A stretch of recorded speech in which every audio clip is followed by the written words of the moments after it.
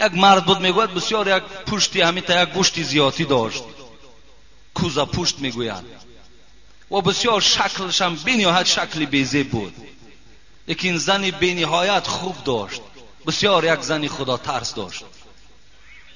لیکن میگوید وقتی این شوهر که می آمد، همین مرد کوزه پوشت، همین مرد گویم که نه چهره خوب داشت نه صورتی خوب داشت، وقتی به خانه که می آمد، زن که زنی خدا ترس بود، در حال میگوید استقبالش میگرفت، قبولش میکرد، حتی پایهای همو را میگوید با دست خودش میشوست، پیش از طعام دادن میگوید دستهای همین شوهر را میشوست.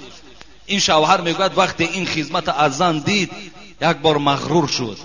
بعد گفت ای زنه، گفت از تو یک سوال دارم. گفت چی سوال داری؟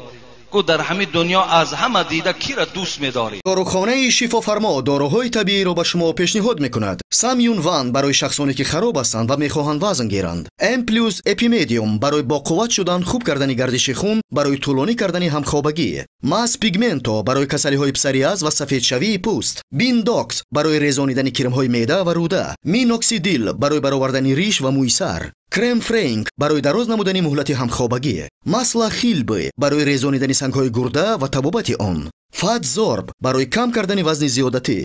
السلام علیکم دوستان عزیز. آیا شما برای گذشتن از سرحد دشواری میکشید؟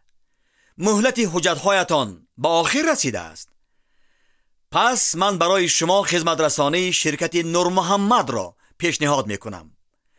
با ماشین‌های نو و زمانوی، با باوری و اعتماد کامل، توسط رانندگان مرد و زن، شما را از منزل استقامتیتان تا خط سرحد برده برای عبور مرز مساعدت می نمایند. یادآور می شویم که اگر شما از نام شبکه حاجی میرزا مراجعت نمایید، برایتان تخفیف ارائه کرده می شود. رقم ها برای تماس: جمع 7 926 319 59 61. این شوهر فکر کرد که البته خیلی خیلی مرا دوست می‌دارد که این دست و پای مرا همیشه میشوید، خوب استقبالو میگیرد. گفت شوهر خوب میشد که این سوال از من نمیدادی، برعکس این سوال میدادی که از همه در دنیا کی را بد میبینی. گفتن خیلی پس از تو سوال میکنم، از همه دیده در دنیا کی را بد میبینی؟ گفت والله که از همه بدترین انسانی که بد میبینم این تو هستی. گفت این تو هستی، لیکن به خاطر قیامتم من خدمتی در تو کرده ایستاده ام، لبخند میزنم، خنده میکنم به سوی تو، به خاطر که در جمله صابرین و شاکرین خدا مرا نویسانده گرداند. من به این خاطر گو در تو خدمت میکنم. ببین در چگونه مردهای کوزه پوشت و مردهای بی صورت در زنها خدمت میکردن. امروز که الحمدلله این گویم این جوانای ما را ببینین، این مردها را ببینین که چقدر صورتی زیبا دارن، سیرتی خوب دارن. پس وقتی اینها که موردی به احترامی قرار گرفتن، وای به حال همون زن، وای به حالش. وگر پارسا باشد و خوش سخن، نگه در نکویی و زشتی مکن. زنی خوشمنش خواه نه روی خوب، که آمیزگاری بپوشد عیوب. حضرت سعدی گفتند وگر پارسا باشد و خوش سخن، نگه در نکویی و زشتی مکن. دادر عزیز گو وقت زنگیری میرای، ببین همون زنک خدا ترس است، سخن خوش دارد، معامله خوب دارد، دیگر چهره او را جدا نکن که خوشرو هست یا نیست. زنی خوشمنش خواه نه روی خوب، که آمیزگاری بپوشد عیوب. ببین تو زنی خوشفعل برای خود جدا کن، زنی زیبا برای خود جدا نکن، زیرا همون خدمت‌های خوبی زن تمام آن کردارهای گویم که همون سکه و صورت ناخوبی که زن دارد همه اون عیبهاش میپوشاند، زمانی که اگر وای خدمتگاری در شوهر باشد. برای من از این مادر عزیز ما خواستمان همین است که از شوهر عذرخواهی کو، پیش از مردن توبه به سوی خدا کو، تا که شوهر تو را میبخشد. بعد ان شاء الله تو همون کوشکایی که گفتیم تو صاحب میشوی. ولی بسیارش روزه های مریم میگیرن و روزه های 3 روزه میگیرن و دیگر، لیکن شوهر هیچ احترام در خانه ندارد. از همه این مهم، از همه مهم همون احترام شوهر است. به نام خداوند بخشنده مهربان و صلوات بی پایان بر رسول خدا یعنی حضرت محمد صلی الله علیه و سلم و دعاگویم از بحر شما برادر اسلامی که همیشه سربلندی ها در راه اسلام نصیبتان گردد. و یک سؤال نافهم دارم که میخواهم پاسخ بگیرم. در کتاب دقایق الاخبار و مناقب الابرار خواندم که خداوند برای مردهای جنتی حورها آفریده است که در سینه های آن حورها نام شوهر و نام الله نوشته شده است. من گفتنی هستم که مادامی که هر مرد حور خود را دریابد، زن نکاحی در دنیا کجا می شده باشد؟ بابای حاجی بسیار از شما معذرت میخواهم که شما را تشویش دادم. و در آخر التجا دارم که من رنجور کسلی دل هستم، در حق من دست دعا بردارید. با احترام یک برادر اسلامی شما و شما را به حمایه آن ذات پاک میسپارم که تا یک تار موی شما کم نشود. خدا شما را شفای کامل و شفای عاجل نصیب کند. از سلمه این برادر ما پرسیده است که هر مرد در جنت که حور داشته باشد این زنای دنیایی کجا میشوند؟ بار سلمه که مادر ما و شما زن پیغمبر خدا بود، از پیغمبر خدا پرسید ای حبیب خدا، این مردها در جنت حورها را صاحب میشود، پس این زنهای دنیایی چی میشوند؟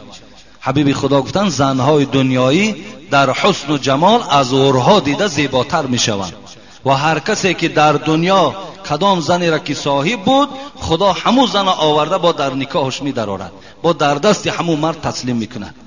انا اگر همونجا که تو گویم که اگر زنی خدمتگار و زنی بوده که این مرد از تو راضی بود قبولت میکند، و الا اگر تو زنی آزاردهنده و زنی گویم که امت دلخراش باشی همونجا هم شوهر از تو میگریزد. اگر از حوردم که زیبا باشی تو را وی قبول نمیکند. السلام علیکم حاجی محترم، اگر حاجی را از حج آمد با گلدسته پیشواز گیریم اجازت است؟ یعنی حاجی می آید بعد برادرای ما و شما با گلدسته پیشوازش میگیرند، آیا همین اجازت است؟ بله اجازت است. گلدسته دادن این یگان گویم که اینا بلکه سنت هستند. شما می توانید پدرتان، مادرتان، زنهاتان گلدسته ها آورده تقدیم کنین. در خانه هاتون می توانید که شما گل آورده گذارین، گل پروری کنین. همه اینا سنت های پیغمبر ما و شما هستند.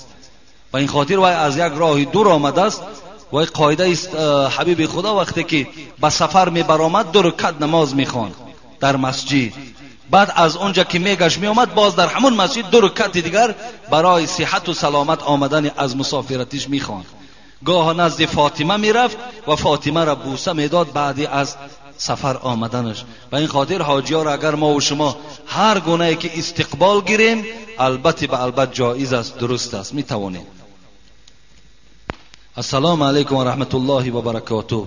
با یک سوال مراجعت میکنم. آیا آدمی که گیمارای یعنی بواسیر دارد چگونه مستحب کند؟ آب ضرر داشته باشد میتواند که همون موضع را نشوید؟ یعنی گیمارای وقتی که در کدام اگر این درد وجود داشته باشد این بواسیر میگویند مستحب کردنش چگونه باشد؟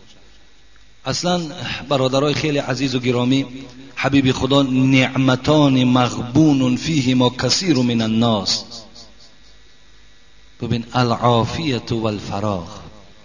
رسول اکرم میگوید 2 نعمتی هست که شما بسیار بسیار پشیمان میشین بعد رفتن این 2 نعمت. این یکی تنی صحت است، دیگرش آرامی هست. و این خاطر تنی صحت بسیار بسیار نعمت کلان است.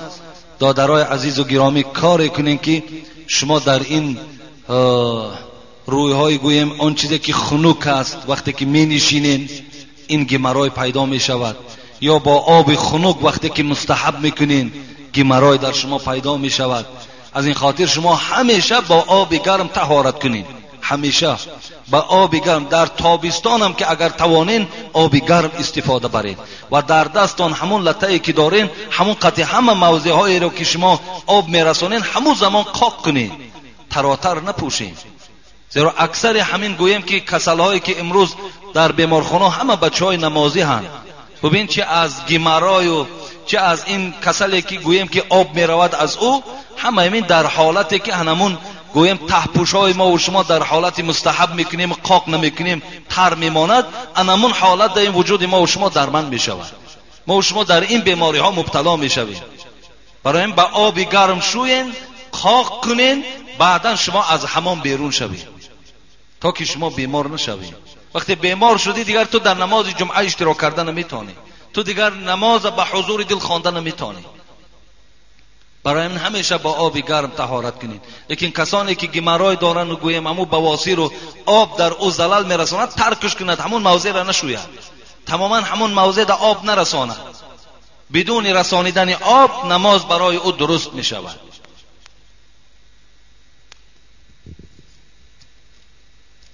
السلام علیکم بابای حاجی میرزا، من ساکن دوشنبه شهر بوده خود زاده کلاب شهر می باشم. راست دیگه من در دوشنبه کاسیت و دیسکای شما را بسیار دیدم و تماشا کردم، اما شما را از نزدیک ندیده بودم. حالا شکرانه خدا میکنم که شما را از نزدیک میبینم و با شما نماز میخوانم. بابای حاجی با شما یک دو سوال داشتم. نماز قصر گفته کدام نماز را میگویند؟ آیا بجای نماز قصر نماز پره خوانیم نمیشود؟ دوم نماز شکر وضو گفته کدام نماز هست و چه خیلی خوانده میشود؟ مثلا نماز قصر گفته وقتی ما و شما از اینجا که سفر کردیم با دوشنبه ما و شما مسافر هستیم، اگر نیت ما و شما تا 15 روز باشد، لیکن از 15 روز زیاد باشد ما و شما مسافر نیستیم، راه در مسافرانه میخوانیم. دوشنبه که رفتیم ما و شما آدم مقیمی، یعنی آدم همونجا به حساب میرویم. تا 15 روز اگر نیت تان باشد شما مسافرین، میروین در همونجا نمازهایی که 4 رکعت فرضن 2 رکعت شما میخوانین. اگر مبادا گویین که مثال نیم من 2 رکعت نه 4 رکعت میخوانم، تو گناهگار میشوی، گناهگار میشوی. یقین دانین این آیت قرآن است که شما نمازها را در مسافرتی قصر کوتاه کنین، 4 رکعت را 2 رکعت کنین. با این خاطر اگر ما گوییم خیلی همه شرایط من خوب است، هیچ ماندگی نداریم، این آب گرم همه هست، نه 4 تا میخوانیم، در این 4 تا خواندگی تو گناهگار هستی، تو فرمان اجرا نکرده ایستاده ای. این یک مکافاتی هست که خدا برای تو داده است در حالت مسافری. شکر وضو گفته همین بعد طهارت کردن، وقتی که ما شما طهارت کردیم بود کردیم 2 رکعت نماز بعد همین طهارت خوانیم، همراه شکرانه وضو میگویم. هر سوره را که میخوای خواندن بگیر، بسیاری بسیار ثواب کلان دارد. حضرت بلال حبیب خدا شب معراج در حدیث ها میگوید من گویم که آواز قدم های بلال در جنت شنیدم. وقتی که حضرت میگوید پایان آمدم و بلال گفتم آواز کفش های تو در جنت صدا داد. و چی خاطر است؟ حضرت بلال گفتن همیشه طهارت که میکردم 2 رکعت نماز از پس او میخواندم. شاید که همین عمل من در نزد خدا خوش آمده باشد و صدای کفش های من در جنت صدا داده باشد. و این خاطر شما اگر طهارت کنین و بعد او 2 رکعت نماز خوانین بسیار ثواب دارد.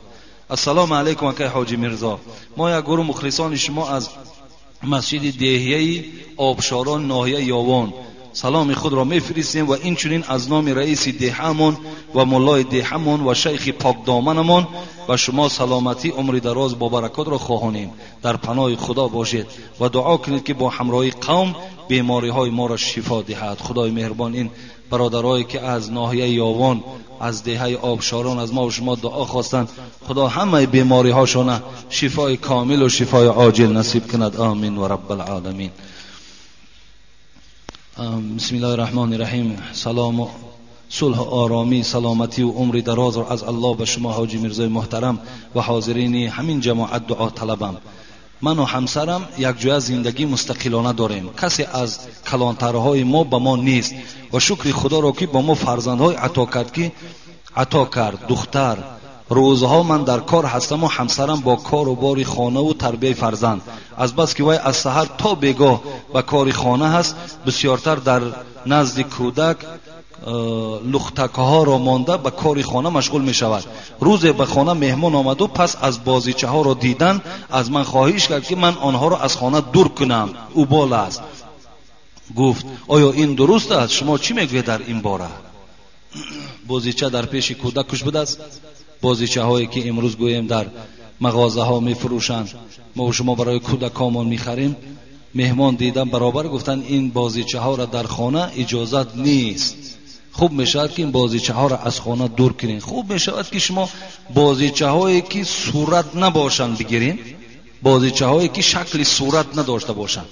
یعنی یک خانه میره یک سگ میبینید تو خیلی آفرین او سگ کلانیش، اگر او را مثال در شب میبینید تو یا در یک حالت ناخوب میبینی، یک آدم یا حاجی والله که گفتن که وقتی که در خانم در آمدم بیگاه بود، گفت بالای همون دیوانی که خواب میکنم برای همه کودک ما گفت از کدام شهر دوردست یا طرفای روسیه، گفت یک لفتوکی کلان آورده بودم، همون را دیدم گفت باور کنین گفت تمام وجود ما لرزه گرفت، گفت با همون لفتوکی که در همون خانه دیدگی است. و این خاطر شما خوب میشد که همون ماشینچه هایی که وجود دارن خب به صورت باشن، اینش بهتر است. در اصل هر خانه دا که صورت باشد یا بازیچه هایی که به صورت مانندن، اون خانه دا دیگه ملائکه های رحمت نمیتراید. برای این بهترین صورتش خرین، بازیچه ها را بخرین، فقط بازیچه هایی که مثال گویم یگان آواز داشته باشن و صورت نداشته باشن. هر خیل شکل هاش هست که امروز همو به صورت هاش گیرین، اینش خوبتر می شود.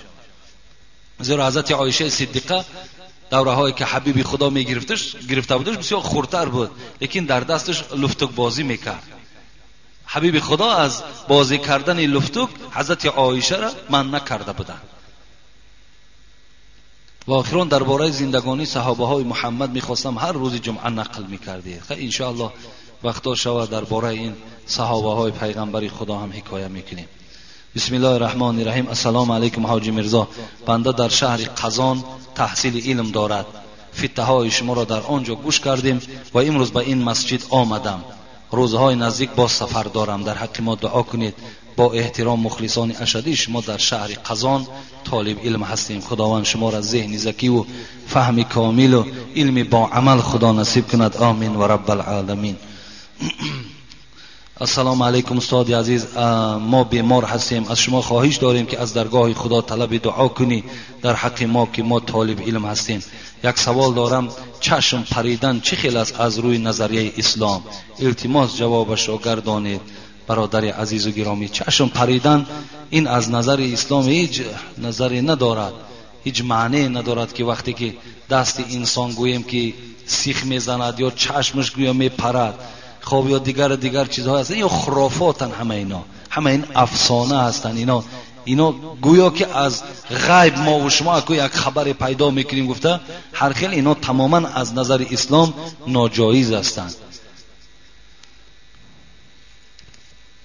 درود و رحمت به شما باد ای بهترین فرزند این شهر کولاو. شب و روز منت نشود، با اهل و عیالم در حق تو دعا میکنیم. دعای خیر برای این دیگرگونی هایی که از نیکی عبارت است در مردم این شهر و جمهوری پیدا کردی. در حفظ خدا باشی همیشه. و یک سوال دارم، ظلم چی معنی دارد و چی هست؟ ظلم چیست؟ ظلم کردن یک آدم دشنا میتی ظلم است. یک آدم حق شمی خوری ظلم است. یک آدم غیبت میکنی ظلم است. یک آدم پول میتی در عوضش پرسنت طلب میکنی ظلم است. یک آدم مجبور، امروز این مسئله هم بسیار است، یک وجب یا یک متر یا 10 متر زمین او را به ضرب زوری از دست او میگیری، اینم ظلم است. یا یک آدم بی گناه برده لطقین میکنی ظلم است. یک آدم قتل میکنی ظلم است. با یک برادرت قهری میکنی ظلم است. حبیب خدا گفتن اتقوا الظلم فان الظلم ظلمات یوم القیامه. شما از ظلم ای مردم مسلمان پرهیز کنین، زیرا که این ظلم هایی که در دنیا کردین همه این تاریکی های روز قیامتتون هست. تاریکی های روز قیامتتون هست. انسان باید که ظالم نباشد. عکس ظالم این شفقت است، مهربانی است. همیشه ما باید که رحم داشته باشیم. همیشه باید که ما و شما مهربان باشیم. ظلم در ما و شما نباشد. قصه ها در میارد که بار حضرت موسی در یک بیابان میرفت، بناگاه میگوید یک پرنده سفید آمد بالای کتف حضرت موسی نشست و گفت ای موسی، ای پیغمبری خدا، مرا از این عقابی که از پس من صید کرده ایستاده است نجات بده. خواستن رحم حضرت موسی را سنجند. حضرت موسی در حال میگوید این پرنده سفید گرفت و در آستینش انداخت. همین زمان عقاب میگوید آمد و گفت ای موسی، گفت این صید من است، این لقمه من است و رها کن. گفت حضرت موسی گفت بسیار خوب میشد ای عقاب، گفت برای تو یک گوسفند میدهم و همین پرنده سفیدی که از من نجات طلب کرده است همین به تو ندهم. گفت نه، گوشت گوسفند برای من خوب نیست. گفت بسیار نیک میشود. گفت ای عقاب از همین ران گوشت پای خود به تو میدهم، لیکن رحم بر همین پرنده بکن. همین زمان میگوید این پرنده از آستین حضرت موسی وقتی شنید این کلام موسی را، از آستین بیرون شد و پرید و گفت من جبرائیل هستم. گفت و اون عقابی که بود گفتن من میکائیل هستیم، آمدیم تا که رحم تو را گفت بسنجیم که تو تا چه اندازه رحم داری. از این خاطر مسلمان باید رحم داشته باشد، مسلمان باید شفقت داشته باشد. همین مسلمان همین است. ابو موسی اشعری چی گفتن؟ حبیب خدا گفت همان مسلمان است که از دست و زبان او کسی آزار نیابد. یک قصه کرده بودیم، یک ظالم اگر یادتان باشد میگوید یک کمپیر یک خانه عادی داشت بیچاره، خانه های بلند آشیانه و گویم خانه های این تا بهبود، یعنی هیچ بهبودی نبود. یک بانگی خانه داشت. وقتی که میگوید سحر میشد، سحر از خانه بیرون میشد، از پای طلبیدن میشد، بیگاه می آمد همون کلبه فقیرانه خود در داخل میشد. باری میگوید سحر آمد برآمد، بیگاه می آید که خانه نیست، درکش نیست. در حیرت میماند این خانه کجا شده باشد، این خانه کجا شده بود. در پهلوی او میگوید صاحب کتاب که یک مرد خیلی با دولت گویم از خدا دور یک عمارت خیلی زیبایی ساخت. وقتی آمد میگوید آشیانه اول تماشا کرد، دویم تماشا کرد، سیوم تماشا کرد. وقتی به چهارم آشیانه برآمد پایان نگاه میکند، اطراف همون خانه را که همین کلبه فقیرانه کمپی را میبیند. در حال فرمان میدهد که بیارین یگان تکنیک از مثالیا که جمع شوید همه کسا این خانه را از اینجا بردارین که این سکه و صورت خانه مرا ویران کرده است. ولی بسیار از آدمای بیرحم.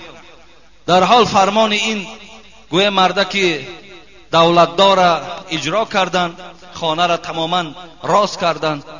کمپیر آمد، وقتی که از این حال که درکدار شد خیلی غمگین شد، بجود همو یک خانه دیگه سرمایه نداشت. پرسان کرد، میگوید پروردگارا این خانه من کجا شده باشد؟ ندای آمد که خانه تو از دست انا همین مرد نابود شدگی است. وقتی تو در خانت که نبودی خانه تو را نابود کردن. میگوید کمپیر با تمام صدق از دلش گفت ای پروردگار من نبودم، تو در کجا بودی که نگاه کنی خانه مرا؟ وقتی میگوید این مناجات که این مادر کرد، در حال میگوید الله میگوید ملائکه ها را روان کرد که این خانه این زبردست، این خانه آدم بیرحم و ظالم به زمین کشید، گفته اون خانه را نابود میکنند. کن مقصد انسان باید که ظلم نداشته باشد. همیشه ما و شما رحم و انصاف در ما و شما وجود داشته باشد. مسئله دیگر در بیرون بعضی کتاب ها در اطراف چهار یاره آمدگی هست. حضرت ابوبکر، حضرت عمر، حضرت عثمان، حضرت علی خب سودا می شود، بسیار با یک نرخ ارزان فروخته می شود. از این خاطر دادرای عزیز شما همین کتاب ها را خریده گیرین. بسیار نیک است، زیرا که امروز الحمدلله که من در کولاب کو نشونیدم، لیکن در پایتخت جوانهای پیدا شدند، چه از جانب زنها و چه از جانب مردها که دشنام دهنده ابوبکر، عمر، عثمان هستند. و این خاطر شما آنها را خوانین، از حال این صحابه های پیغمبر خدا درکدار شوین، خودتان بعد ان شاء الله قضاوت میکنین که البته ابوبکر رضی الله عنه کی بود، حضرت عمر و حضرت عثمان کی بودن، ان شاء الله شما میفهمین. اینجا یک سوال دیگر آمده است، آخران همیشه جواب میگویم. داملای عزیز السلام علیکم و رحمت الله. ایشان حاجی، عائله من دختر یک ایشان کلان است. این را پدرم خواستگاری برای من کرد. من در دوشنبه زندگی دارم، از زندگیم راضیم، لیکن گاه وقتا در دهان من بوی وجود دارد و این سبب می شود و این زن بر من معامله نمی کند. داملای عزیز یگان نصیحت می کردید، زیرا من همراه عائله هم همه کسیته های شما را دسترس کرده گوش می کنم. این برادر یعنی کدام دختری گویم آدم باز ایشان کلانی را، کدام آدم مسلمانی را گویم نکاح کرده است، لیکن با سببی که در دهانش چی بوی باشد، چی بیماری باشد، این عائلش و یا به خود نزدیک شدن نمیمانده است، گفته شکایت کردن. این الحال من در صحبت پیشینه گفتم، انشاءالله اگر گوش اندازد همه آیت های قرآن، احادیث های رسول اکرم است. لیکن از همه در بهترین دادرای عزیز باز برای شما یک توصیه میدهم که حبیب خدا میگوید مسواک السواک مطهرة للفم مرضاة لربی. همین مسواک چوب هایی که در بیرون میفروشند مسواک است، چوی هایی که دراز دراز دو سامان هستند، همین ها را شما میتونید که 2 نفر اگر مثال شرایط نداشته باشی یک مسواک چوب بخرین، همون پاره کنین. این مسواک چوب استفاده بردن حبیب خدا میگه مطهرة للفم، دهانهای شما را پاکیزه میکند، مرضات لربی. خداوند از این مسواک شما راضی میشود، خداوند از شما راضی میشود با سببی که همون مسواک چوب ها را شما میگیرین و در حد دندانهای خود میمالین. این بسیار یک ثواب کلانی دارد. حتی در حدیث های رسول اکرم لولا ان اشق علی امتی لامرتهم بالسواک عند كل صلاه. حبیب خدا گفت اگر مشقت بالای امتم نمیشد هر آینه امر میکردم که در هر یک نماز دندانهاشون با مسواک چوب شویند. در بعضی حدیث ها در هر یک نماز خوشبویی استفاده برند. برای همین دادرای عزیز در بیرون همین ها امروز فروخته میشد. همین مدنیت ما داشته باشید. همیشه حبیب خدا میگوید که در بالای زبانش مسواک چوبش همیشه وجود داشت. و این خاطر خانه هم درای مسواک چوب استفاده میبریم. این مشک های دندان با قوت میکند، بوی دهان دور میکند. خب در بعض کسلی هایی که در معده داریم همون ها هم حتی که برای ما و شما فایده میبخشد. برای همین از همین دادرای عزیز استفاده داریم و با مدنیت همین مسواک ما و شما رسیم. حالا شما خارج نرفتین، در خارج روین، همه حتی همون آدمای کلان کلان در دهانهای خود مسواک دارند. در همون کیسه های خود که جای روچکه میمانیم در همون جای روچکه هاشون مسواک هاشون وجود دارد. همیشه دندان هاشون با همون خلال میکنند و خوشبویی هم استفاده بریم. همیشه این نماز در آمدیم هم بیرون در 2 سوم و 3 سوم هست. من میدونم که امروز خراجات های هست، بعضی ما و شما خراجات های به معنی زیاد داریم، یا کدام دسترس باشیم 3-4 خوشبویی را بخر در دست یک برادر تسلیم کو، این هم ثواب است. خوشبویی ها را همه را استفاده برین که بدن ما و شما امروز باید خوشبوی باشد. خدا خاتمه کار همه ما و شما را به خیر بگرداند و تا جمعه دیگر خدای مهربان همه ما و شما را در حفظ امانش نگه دارد.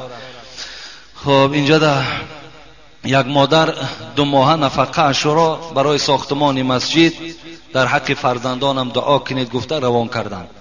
یک برادر خب مسکو می رود گفته در اینجا یک مبلغ گذاشتن که دعا کنید.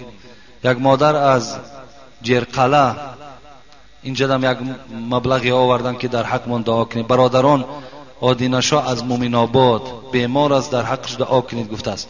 یک برادر دیگر هم اینجا یک مبلغ دیگه آورده است، حاجی حاتم شاه، در حقم دعا کنید گفته.